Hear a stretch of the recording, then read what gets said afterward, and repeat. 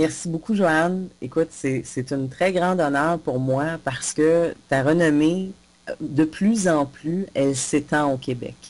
C'est vraiment génial d'avoir la possibilité de parler avec quelqu'un qui a autant de capacité, autant de conscience de sa capacité. Souvent, on est appelé à croiser ou à rencontrer des gens qui ont des dons, mais qui ne sont pas pleinement accomplis.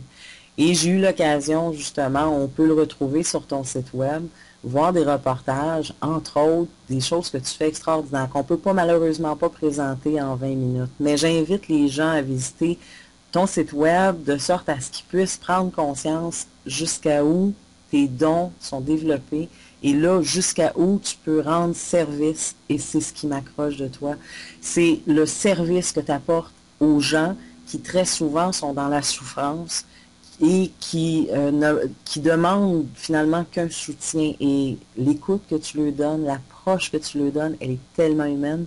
Alors, dans un premier temps, je voudrais te remercier d'être qui tu es, puis merci d'offrir ça parce que je le sais que les gens probablement le pensent, le ressentent, mais ne te le disent pas souvent. Un gros merci. Quand on est voyante, écoute, t'as eu toujours des dons, Oui. mais tu as dû t'adapter à une vie normale, tu sais, dans la discrimination, dans les gens qui ont des drôles d'idées sur le phénomène. Parle-moi de toi là-dedans. T'étais qui avant d'accepter de dire, je suis médium, puis je le fais à plein temps, puis là, oui, je rends service aux gens. Comment ça a commencé? Ben, les premières aventures ont commencé, j'avais 6 ans, à l'âge de 6 ans. Moi, je dis, c'est merveilleux les parents que moi j'ai eus. Je me sens sincèrement privilégiée d'avoir eu des parents qui m'ont nourri dans ce que j'étais en tant que petite fille. Quand je jouais toute seule, puis je parlais toute seule dans la chambre, ma mère, elle me disait pas, Joanne, viens souper, puis arrête tes niaiseries. Elle disait, Joanne, viens souper, dis à tes amis qui t'attendent, puis viens souper, tu iras les rejoindre par la suite. Fait Wow. que j'ai grandi dans un événement où ce que j'étais très bien entourée. Et puis, quand tu rentres dans la société, c'est là que ça commence à être un petit peu plus touché. Alors, ma mère me disait, tu sais, Joanne, parle-en pas trop à des gens que tu connais pas. Il y a maman, il y a papa, il y a papa. On vient d'une grande famille. Alors, il y a des mononcles, des matantes qui peuvent t'accueillir, qui connaissent qui tu es. Autrement, essaie d'être un petit peu plus discrète. Fait que c'est sûr que moi, j'ai toujours eu deux vies. La vie de Joanne à la maison, qui était médium, normale, qui parlait avec des êtres de lumière, puis qui était tout à fait normale. Puis celle, quand je jouais avec des amis, je faisais attention à ce que je faisais. Puis là, j'ai grandi, j'ai vieilli. Et puis un jour, ben, j'ai commencé à travailler à la Banque nationale. Mais j'ai toujours eu des événements, ça n'a jamais arrêté. J'ai commencé à travailler à la Banque nationale pour essayer d'avoir une vie un peu plus, entre guillemets, terrestre. Pour me rendre compte que d'un party de Noël à la banque, ou dans les dîners, ou dans les soirées, ou dans les 5 à 7, ben, je me ramassais d'un bureau en train d'encore faire ça. Puis le soir, dans ce temps-là, la mode, c'était un page. J'avais un page qui m'indiquait que j'avais un rendez-vous le soir. Alors le soir, je faisais des entrevues. Fait que j'ai jamais été autre chose que Joanne Villeneuve, la médium, même si j'ai voulu être une terrestre. J'ai fait 23 ans à la Banque nationale. C'est quand même un bail, là. C'est pas 2 ans. Oui, oui. J'ai fait un grand temps. Et finalement, ben, là, je voyais venir les hold-up. Fait que là, à un moment donné, je me suis dit, ben là, Joanne, il ne faudrait pas trop que tu dises que tu as un hold-up aujourd'hui, parce qu'ils vont dire que tu as arrangé avec le vol. J'en ai eu 7. Et le 7e m'a fait te dire, regarde, Joanne, peut-être que la vie te parle, peut-être que la vie te dit de changer, puis tu le fais pas, puis que là, il faut que tu le fasses. Puis les événements se sont poursuivis, et puis j'ai pris ma pré-retraite, comme je peux dire, de ma carrière bancaire, et j'ai décidé de faire ce métier-là à plein temps. Et maintenant, c'est mon métier. J'ai envie de ce métier-là, et j'aide le plus de monde possible.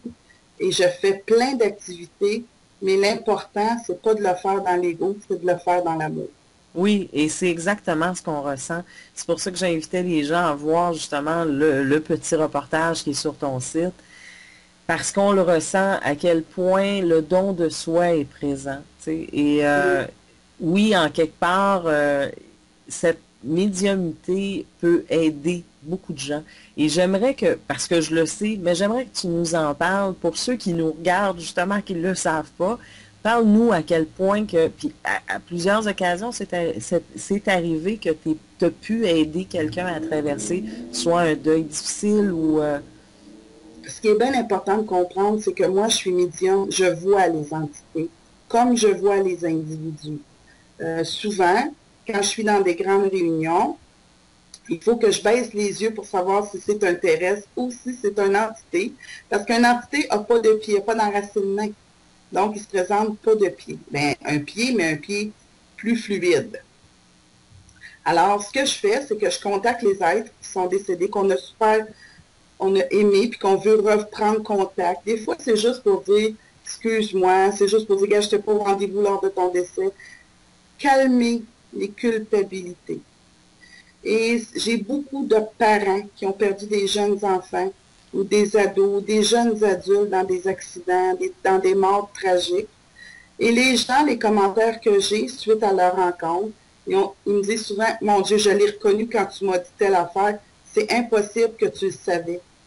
Fait que ça les rassure. Ensuite, on prend la conversation avec l'être décédé, puis ensuite, on clarifie des choses. Et moi, quand je rencontre quelqu'un qui est décédé, la manière que ça se fait dans la consultation, je décris cette personne-là. Parce que moi, je dis tout le temps, si quelqu'un dit, Joanne, ton père est à côté de toi et dit qu'il t'aime, je le sais. Décris-moi-le. Si on n'est pas capable de me le décrire, pour moi, ça peut être n'importe qui m'aime, qui a déjà été peut-être père dans une autre de mes vies. Alors, j'aime décrire terrestrement pour que la personne sache et reconnaisse à qui on parle. Je fais beaucoup de consultations à ce niveau-là. Je fais des consultations aussi pour des gens d'affaires. Des gens d'affaires qui ont des décisions très, très importantes à faire, à prendre, et ils ne savent pas parce qu'ils sont ambigus dans leur choix, mais je vais éclairer au niveau des guides. À ce moment-là, c'est les guides qui m'enseignent de dire. Et moi, je dis tout le temps, je n'ai pas le don de savoir. Je suis désolée, je ne vous connais pas. Moi, j'ai le don de répéter de ce que j'entends. Alors, j'entends et je vois les entités. Et il y a l'autre phénomène qui est le SIM, la santé par imposition des mains. Alors, je replace les énergies, je fais des balayages énergétiques, on appelle ça des traitements énergétiques, et je fais de l'enracinement. Parce qu'il y a beaucoup de gens, surtout présentement, ils sont sur la Terre, mais ils font, mon Dieu que c'est pas ma place. Je me sens donc pas bien sur la Terre. Il me semble que je sais pas quoi accomplir, je me sens pas. Et des fois, c'est juste un enracinement que ça fait. Ah oui, je vois un peu. Oui, effectivement, j'ai des gens en coaching qui me disent je me sens un extraterrestre et j'arrivais pas à savoir exactement. Puis là, je disais, ben oui, t'es extra et t'es terrestre, tu sais, je leur reviens mieux. Mais oui, je vois ce que tu m'apportes comme information parce que les gens se sentent un petit peu pas dans le contexte, pas ta bonne planète. Tu sais, ça, c'est des commentaires qui m'est venu. Puis tu me dis que c'est vraiment au niveau de l'enracinement de l'être dans l'involution, finalement, c'est ça? Oui. Souvent, quand on s'incarne, on aime notre incarnation, tout ça, puis on a eu une belle incarnation, ça va bien. Mais il y a plusieurs personnes que, une fois incarnées, ils font ah non, finalement, ça ne me tente pas de me réincarner. Ça me tenterait de rester de l'autre côté. Je suis bien, moi, de l'autre côté. Mais là, tu es incarné, il faut que tu fasses ta vie. Donc, tu te sens en deux mondes. Ouais, okay. Ils ne sentent pas leur place sur Terre, mais ils ne sentent pas leur place nulle part. C'est ça qu'on appelle des gens mal enracinés. Alors, on les prend, on fait un beau balayage énergétique, on équilibre tout ce qui a équilibré et on enracine. Wow, ça fait des fois, ça fait beaucoup de différence au niveau de l'équilibre. Par la suite, les gens se sentent beaucoup plus équilibrés. Émotionnellement aussi plus stable, je présume, parce que exactement. Quand on ne sait pas, on est comme tout le temps de deux chaises, t'as pas de tomber maintenant, tu sais. T'es pas bien sur aucune des deux chaises, mais t'es de prendre deux, là, c'est pas... Ouais, c'est ça. Effectivement que c'est un très bon service à apporter au niveau de l'équilibre général, on le voit très clairement. Tu donnes aussi des ateliers hein, pour développer tout ça. Si j'ai bien compris, on peut, à ce moment-là, j'ai un don, je vais te voir, je peux me mettre à pratique et tu m'enseignes, tu me guides finalement. Cet atelier-là, elle a été bâti parce que les gens me posaient des questions. Comment tu fais ça? Comment tu atteins ce niveau-là? Puis moi, j'ai cherché beaucoup sur Internet des cours de médium, puis je ne trouvais pas ce qui me satisfaisait. Fait qu'un jour, j'ai eu la canalisation, puis mon conjoint, puis la canalisation a dit, écoute, peut-être que ce serait bien que c'est toi qui me formes le cours. Donc, j'ai monté le cours. Ça m'a pris plusieurs temps, comme 2 ans. J'ai monté le cours, et j'appelle ça, c'est un cours de médium pour démystifier qu'est-ce que la médiumité, Qu'est-ce que les entités? C'est quoi un poltergeist? C'est-tu vrai que les maisons sont toutes hantées ou c'est des taux vibratoires qui sont bas? Faites de démystifier tout ça. Et ça se donne en 3 ateliers, à 3 niveaux. Il faut suivre le premier niveau pour suivre le troisième. Le premier niveau, on démystifie d'où on vient, pour savoir d'où on va. On démystifie d'où on vient. Et on fait un exercice avec la pendule et les pierres de chakra. Le deuxième atelier, on fait des petits exercices, on démystifie les ordres des entités et on fait un exercice d'écriture automatique. Et le troisième atelier, on démystifie les maisons hantées, poltergeist, incubes, succubes, combustion spontanée et on fait élever le taux vibratoire pour faire une transe. Fait que je vous démontre une technique pour entrer en transe pour que vous soyez en mesure de vous contacter vos êtres décédés et vos êtres dans la lumière. Moi, je me dis, quand tu veux apprendre la musique, il ne faut pas que tu joues juste de la guitare. Ça fait la guitare, le piano. Alors, moi, je vous fais essayer plusieurs aspects. Je vous donne beaucoup d'outils. Je partage énormément d'outils. Et tout ça mis ensemble, par la suite, vous savez dans quelle direction vous dirigez, ce qui vous amuse, pas qui vous amuse, mais qui est votre essence, ce qui vous passe, dans lequel vous êtes. C'est-tu mieux la pendule, c'est-tu mieux l'écriture automatique, et ça va vous dire d'où est votre don et quoi faire avec. Wow, oui, effectivement. Puis, je suis d'accord avec le phénomène. Tu disais, tu as repris s'amuser. Mais oui, en quelque part, quand on s'amuse, ça ne veut pas nécessairement dire que c'est pas sérieux. Ça veut dire qu'on prend plaisir à faire ce qu'on fait.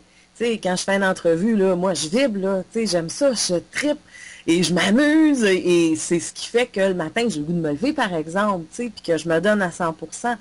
Alors, oui, je suis capable de voir qu'avec 3 étapes, à ce moment-là, la personne qui a décidé, qui a conscience d'avoir des dons, qu'elle peut vibrer puis s'amuser à vivre enfin pleinement sa vie, parce que c'est souvent ça. Exactement. Ça m'amène à une question, parce que je m'interrogeais justement la semaine passée, pendant que j'étais poignée avec tous mes trucs, pas de communication, tu sais, j'étais dans pas de communication. Et un soir, à l'éclipse solaire, là, j'ai pas eu l'occasion d'en parler avec une médium en tant que telle. Qu'est-ce que ça représente pour toi, cette histoire qu'on voit montante partout, 2012, tu sais, l'enlignement des planètes. Là, on a eu le 20 mai, on va voir le 6 juin, on va voir le 13 novembre, puis après ça, le 21 décembre. Je vais te donner ma perception, puis arrête-moi si je me trompe. Selon moi, c'est la fin d'un monde, mais pas du monde.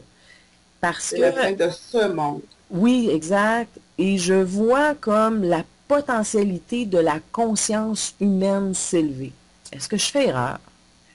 2012, ça n'a pas commencé en 2012. Ça a commencé dans les années 2000 et je vous dirais un petit peu avant. C'est la progression d'un état de conscience ou d'un taux vibratoire supérieur à ce qu'on a déjà vécu. Où on va retourner, c'est à la source. La source, c'est pas dans la consommation, c'est d'accepter qui on est, pas envier le voisin, mais se faire une santé, s'occuper de soi, s'occuper des gens qui sont autour de nous et de surtout s'aimer purement et vivre dans un taux vibratoire d'amour. Pas d'envie, pas d'ego, d'amour, tout simplement. Il va toujours avoir de l'ego, mais à des degrés beaucoup inférieurs à ce qu'on a vécu dans les dernières années. Donc, moi, ce que je prévois, c'est que oui, il y a des manifestations, il y a des tragédies, mais ça va remettre les pendules à l'heure, comme on dit. Et si rien ne bouge, rien n'est un impact, aucune conscience va se prendre. Il faut que ça soit un peu des gros impacts pour qu'on prenne des consciences. Puis moi, je pense que c'est un état de conscience. Et je crois que 2012, c'est pas la fin du monde, c'est la fin de ce monde, mais qu'il va y avoir des mondes ou des endroits ou des régions qui vont être un petit peu plus hypothéquées que d'autres. Nous, ici au Québec, c'est très, très jeune. Donc, on n'a pas la même... il n'y aura pas le même impact, mais on va avoir un impact, mais ce ne sera pas la même comme dans des vieux pays. Wow, Il y a parce aussi que beaucoup peut-être de... plus d'être dans la flotte, nous autres, là, mais c'est quand même gérable. Si on voit si advenant le fait que ça se met à fondre, cette histoire-là, parce qu'on entend ces choses-là aussi, hein, on a peur des glaciers qui continuent à fondre puis nous inondent.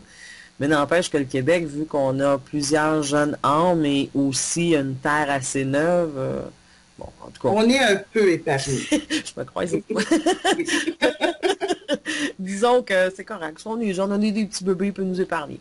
Euh, À l'intérieur de la conscience, très souvent, on a un lâcher-prise. Et là, je rejoins encore ta médiumnité. Dans le sens que souvent, tu sais, on va perdre quelqu'un qu'on aime.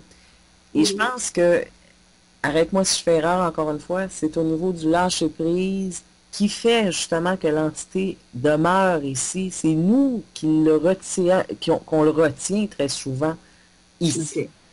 Ça, c'est pas ma façon à moi de penser. Je t'explique.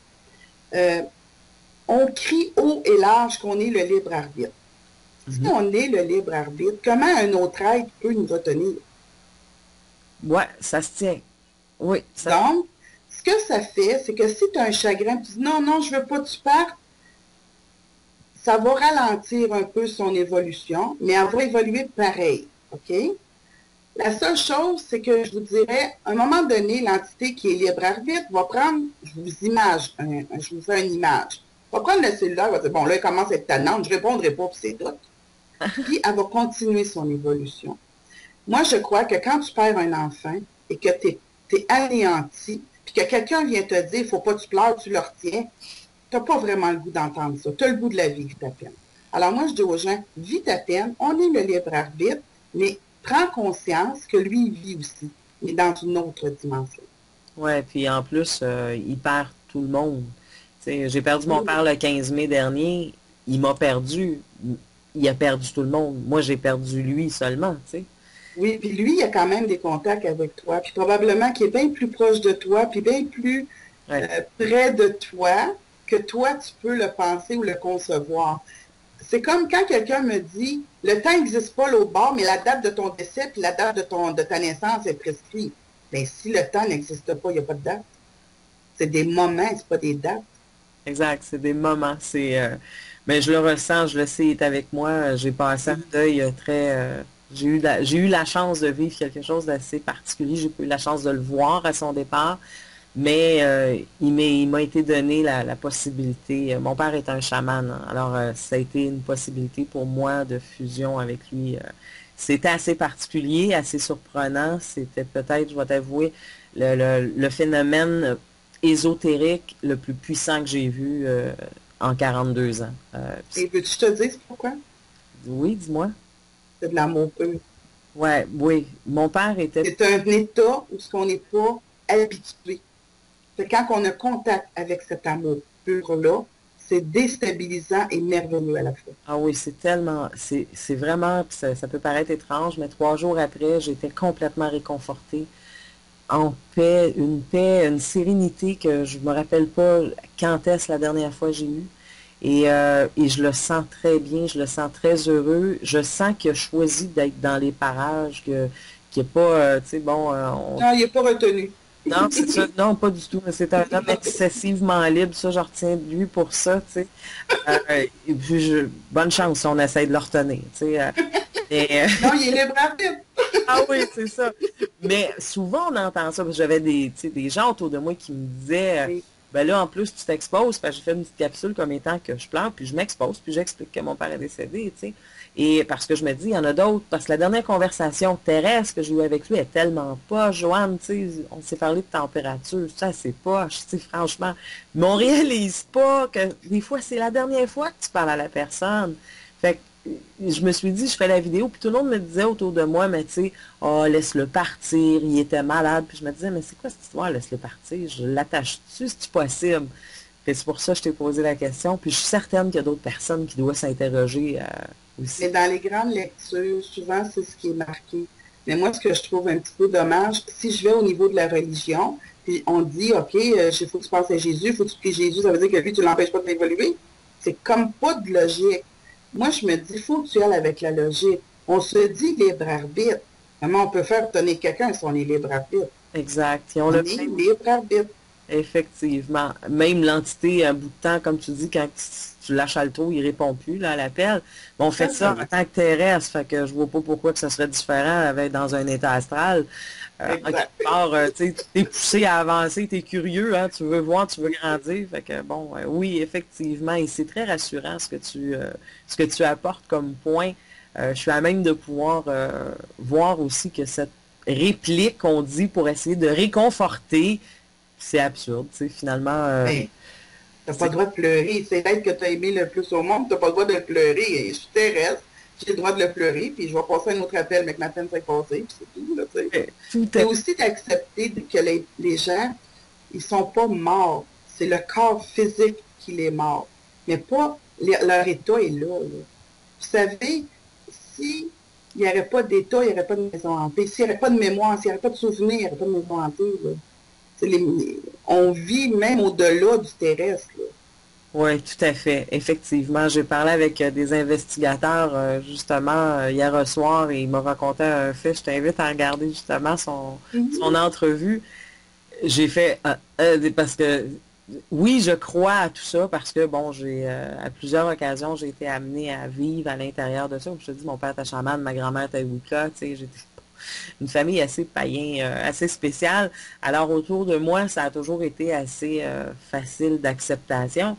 Mais reste que ça fait peur parce que les gens imaginent, quand on en parle, tu sais, les gens s'imaginent toujours à du poltergeist. C'est forcément des démons, c'est forcément... Puis, écoute, il y a des génies, il y a autre chose là, que des démons. Là. Il n'y a pas juste des grosses affaires pas belles là, dans l'invisible. Le, le poltergeist, c'est un bruit frappé. C'est pas un type d'individu ou d'âme, c'est un bruit frappé. Suite à ce bruit-là, il faut aller déterminer, c'est-tu quelqu'un qui veut attirer ton attention pour l'aider à passer dans la lumière, ou si c'est-tu quelqu'un qui a juste un message à te dire, ou c'est quelqu'un qui aime bien ta maison. Il faut définir. Ah oui, ben oui, parce que effectivement, c'est, tu sais, ouais, quand on y pense, c'est quoi, pourquoi pas, je suis plus dans mon corps terrestre, j'ai la possibilité d'aller vivre dans la maison de Céline Dion. Écoute, ça va peut-être me tenter. Un peu. Hein? Mais Ouais, on est plus attaché au bien. On est on plus est plus attaché à... attaché, mais reste que, tu sais, tu comprends ce que je veux dire? Dans une Oh! atmosphère, on est bien, on est chaleureux, ça va bien, il y a, bon, il y a de la bonne musique, hein, forcément, chez Céline, il y a forcément de la bonne musique.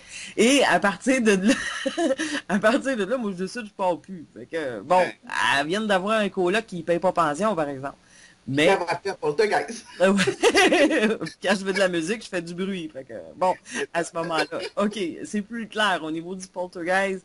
Tu sais, on va, parce que les films d'horreur, hein, les gens sont aussi pris avec ces histoires de films d'horreur. Puis ils se font des Les, histoires de ouais, peur. ouais, les films d'horreur, mais ça dépend, Diane. Il y a des films d'horreur qui sont basés sur des faits réels. Oui, aussi. Le film Exorcist, c'est un film, premièrement, c'est un monsieur, c'était une jeune fille, c'était un jeune homme qui il y avait une matante, fucké fuckall, qui jouait avec le Ouija, puis qui jouait avec les entités, puis que cette matante-là, un jour, elle est décédée. Fait que lui, il a pris la planche Ouija, puis il a fait, ben, je vais la contacter. On a toujours travaillé avec ça pour aller jouer avec les amis. Fait que lui, il a voulu faire ça, puis ça a mal tourné. Il y a un entité qui reste dans la maison. Ben, c'est pas tout ce qu'on voit dans Exorcist. Il y en a qui c'est un peu plus réel. Exorciste d'Emily Rose, c'est un fait vécu. C'est Anna Michel qui a vécu ça et qui en est décédée. Et c'est quelque chose qui est bien répertorié parce que ça a fait la cour. Il y a eu un jugement, il y a eu une condamnation. Donc, on peut avoir des informations au niveau de l'Internet à ce sujet-là. Mais il y en a que c'est vraiment des... Massacre à Lassie, c'est un film d'horreur, mais c'est... ou Psychose, c'est un film d'horreur, là. Ça, c'est pas... Ouais. rien de vrai, là. Parce que, tu sais, ce qui est à la mode actuellement, là, tu sais, c'est l'activité paranormale. Écoute, c'est assez spécial, là. Le premier est assez spécial. Le deuxième, t'espères de l'avoir regardé au cinéma. Ben, si tu regardes ça chez vous tout seul en tant que fille avec un plat de popcorn, oublie ça, va te chercher Sex on the City, c'est pas mal plus le fun. Euh, parce que sinon, pas sûr que tu vas dormir, tu sais. Parce que, mais Est-ce que tu as vu le troisième? j'ai pas vu le troisième, non. Ben, je me promets de le voir, mais je prends ce coup, tu sais. Bon, je digère encore le deuxième. Euh, C'est parce que ces phénomènes-là, Diane, c'est vrai. Ils sont pas tous un à côté de l'autre comme ça, là. non, c'est ça. Il peut y avoir un phénomène dans toute une vie. Dans tout, c'est juste un phénomène, là. Ouais, c'est ça, tu sais, faudrait vraiment être malchanceuse ou malchanceux pour vivre à répétition. Tu sais, j'avais vu un film aussi quand j'étais tout petite, la fille, elle se faisait violer par une entité. C'est un fait vécu aux États-Unis, sûrement Carla Moran. Oui, voilà.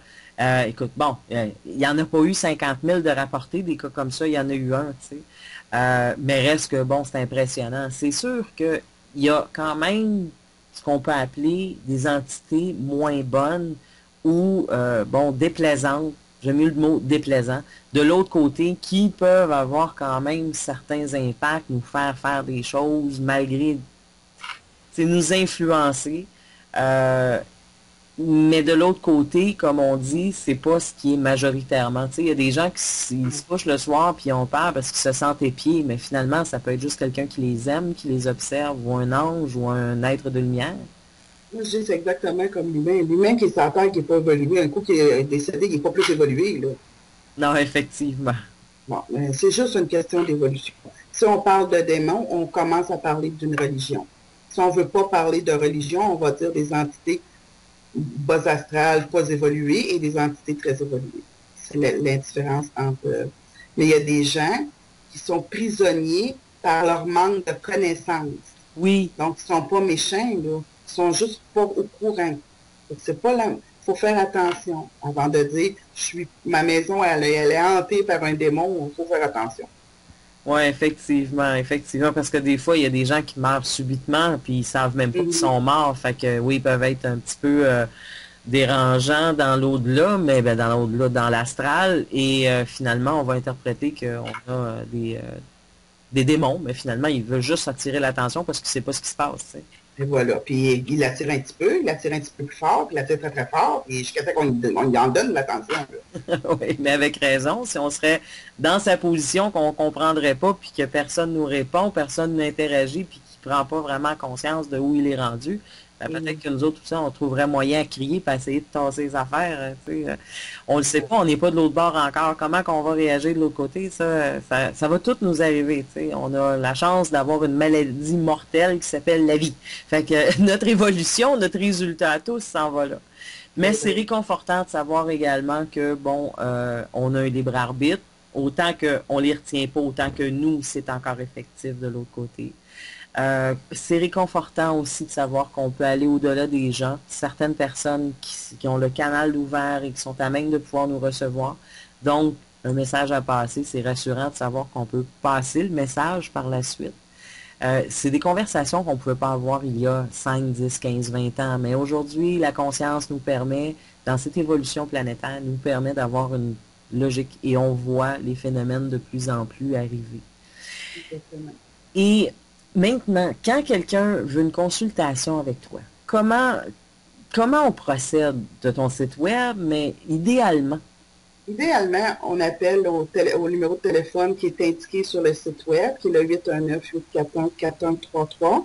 Et c'est Robert. Robert, c'est mon conjoint. C'est lui qui répond et qui filtre les appels.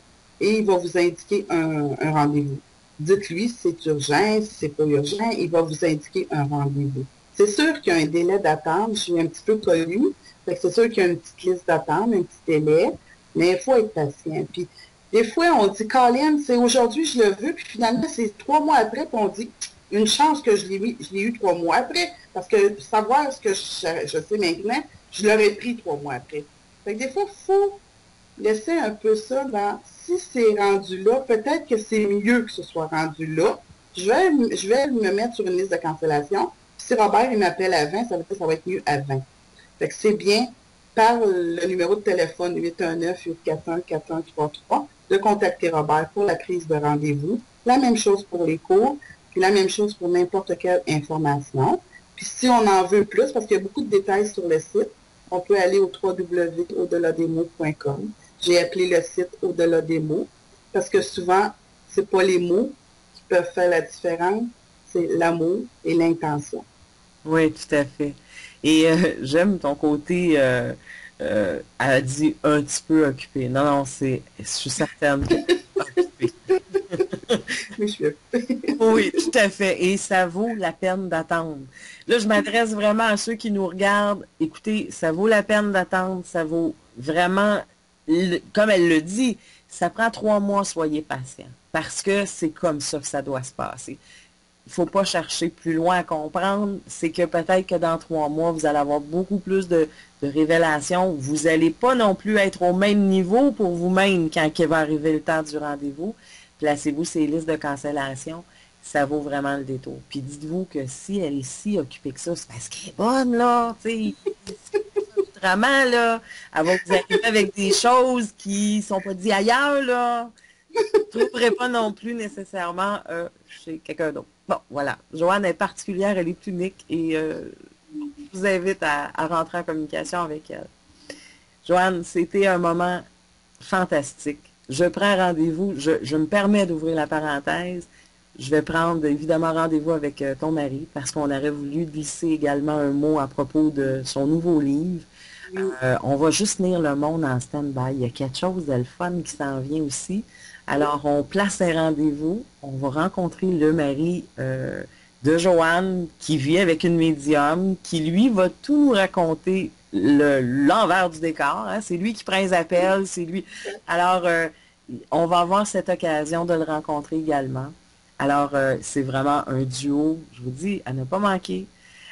Joanne, encore une fois, merci. C'est un cadeau. Le temps que tu m'as accordé, je le sais que ton temps est précieux et ce moment a été savoureux. Merci. Merci à toi, Diane. Merci beaucoup. Merci.